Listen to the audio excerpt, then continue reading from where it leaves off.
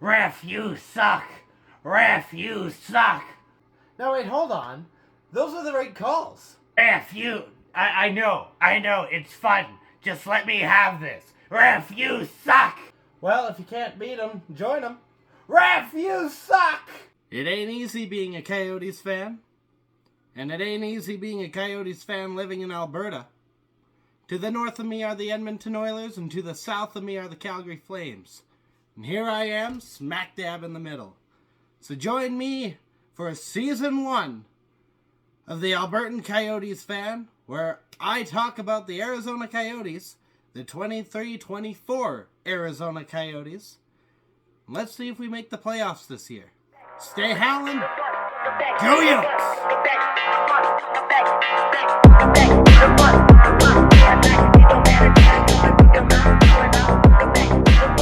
Welcome back to Mullet Magic. Yotes win 3-2 against the Montreal Canadiens. And let's get into the game. So early on, the Coyotes take a penalty for tripping. Nothing comes of it. We're good. And then the Coyotes end up scoring the first goal. And this first goal isn't just like your normal standard goal, if that's even a thing. Every goal has a name. You got slap shots, you got wrist shots, you got one-timers, you got penalty shots. Penalty shots is the one we're going to talk about right now. The Coyotes end up with a penalty shot after one of the Habs players tried to pretend to be Jake Allen for a minute. Now, you got those nameplates on the back. My jersey, it doesn't have it. But, you know, for the most part, NHL players, they have their last name on the back of their jersey. And on the goaltender's back, if you can't see all the pads that they're wearing, on their back is their last name. This one is Jake Allen.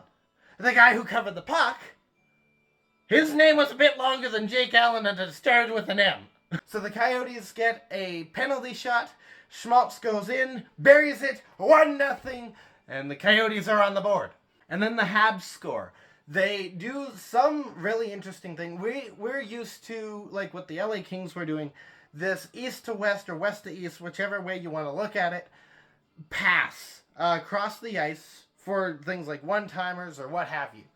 The Habs have this thing where they will drag you, if you're playing man-on-man, they will drag you away from the play. And that is exactly what happened. There was that bit of a distraction as the transfer was being made. Habs take the shot. They score 1-1. And then they score again. But they don't. The goal looked really good.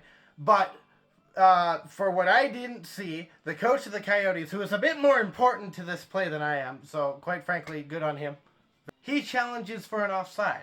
And I'm freaking out because I am very worried about going on a penalty kill because we were wrong about a challenge. Thankfully that didn't happen. Challenge is successful. No goal. Still tied game 1-1.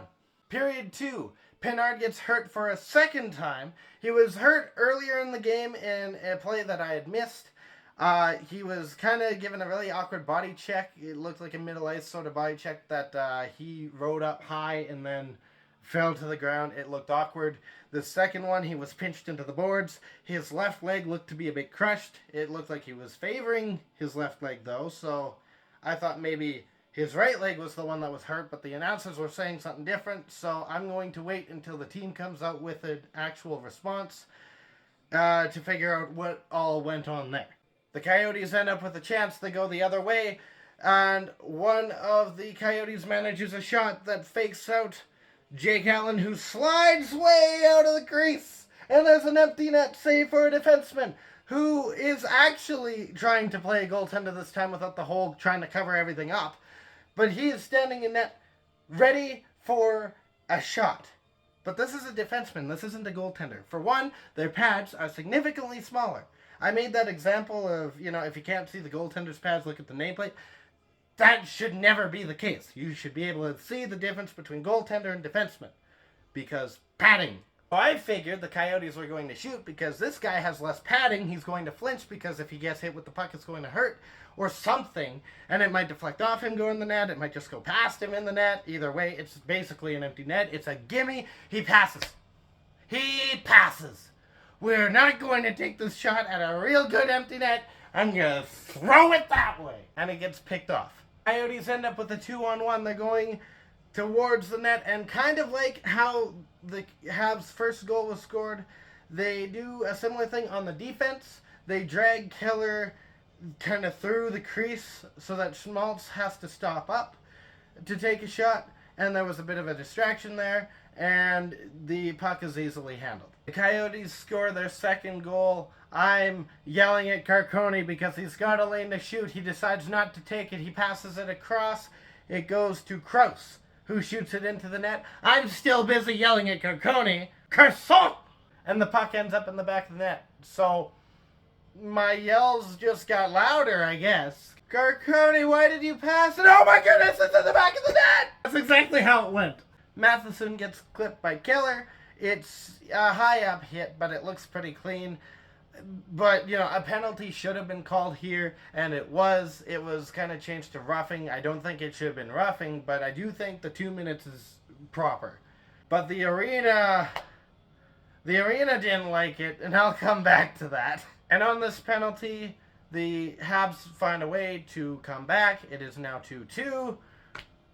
And the chants are still going off in the building. For one thing, I am happy to see that our arena is loud. That's good. Coyotes get another goal. It's an east to west, kind of like, what the Kings were running our show with. Cooley across to Schmaltz. Schmaltz into the back of the net. We're up 3-2, and that is the end of the goals. That's not the end of the rest of the game, but it is the end of the important numbers. The big numbers that are very, very important. Coyotes end up taking a penalty for tripping. The arena doesn't like it, but it was the right call, guys. Love the energy. It was very much the right call. I've noticed recently that sort of thing is something that the opposition will feed off of, and I'm scared that that's going to be something that the opposition feeds off of. It looked like that's exactly what happened, that the opposition was feeding off of it, because the Habs started getting really fast, really good with their chances. We were struggling and kind of behind on our plays. Ingram was incredible in net. I think he is a huge reason that we didn't lose this game. However, on the other end, I should be saying the same for Jake Allen, because we had our chances that were absolutely incredible. If it wasn't for Jake Allen being unstoppable, unbreakable, I think we'd be up quite a lot. Actually, I think this would have been a high-scoring game if either goalie was somewhere in the realm of, say, the Oilers' goaltending as of right now.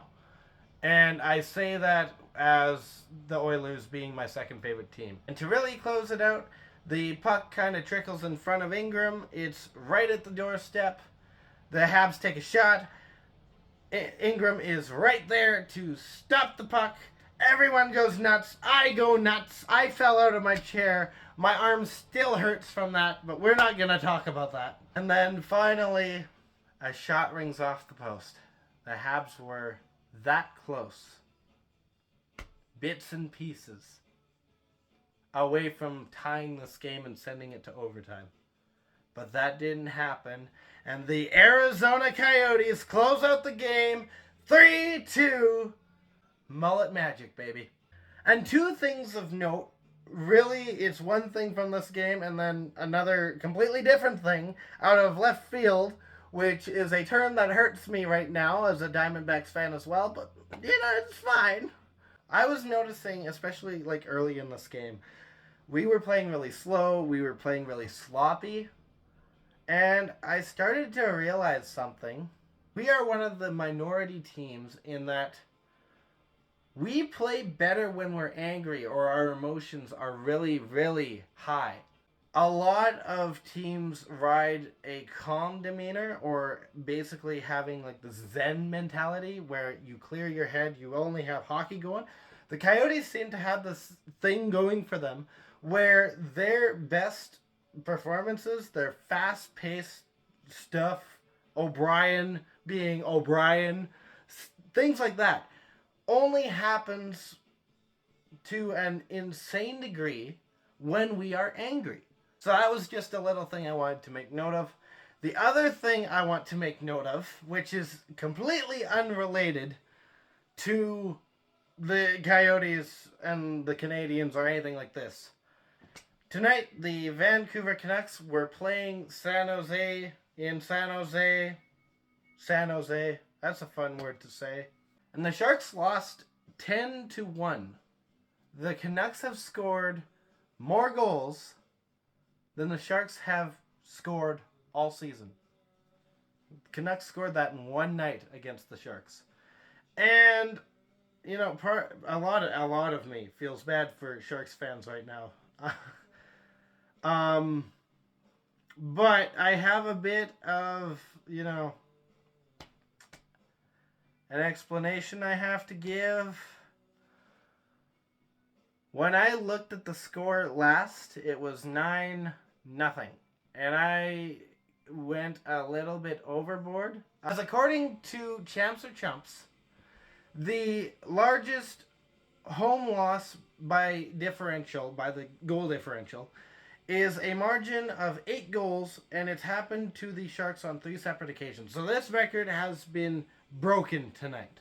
And then the other record, with my fan going, I'm sorry, number 1 fan.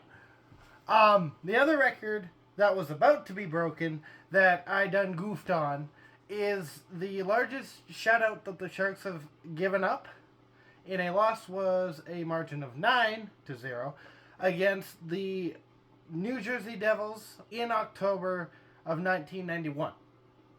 And this too was almost broken. And this is the one that I'm sorry for all those people who want to see a record get broken. I'm very much sorry.